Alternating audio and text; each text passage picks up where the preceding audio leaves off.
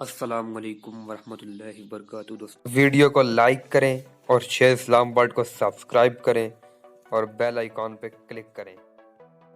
کل ڈسپنسریاں پاکستان میں، کل بیڈ کتنے ہیں دوستوں؟ تو شروع کرتے ہیں اپنا کاؤنٹ ڈاؤن۔ تو دوستوں میرے چینل کو سبسکرائب کریں، ساتھ میں جو بیل آئیکن ہے اس پہ ضرور کلک کریں۔ دوستوں پاکستان میں کل گورنمنٹ اسپتال ہیں 1096، بنیادی صحت کے یونٹ ہے 5527، ڈسپنسریاں 5310، دیہی صحت کے مراکز ہے 650، رجسٹرڈ ڈاکٹر کی تعداد ہے 1,67,759، رجسٹرڈ ڈینٹسٹ کی تعداد جو دانتوں کے ڈاکٹر ہوتے ہیں وہ ہے 13,716 پورے پاکستان میں، رجسٹرڈ نرسز کی تعداد ہے 86,183۔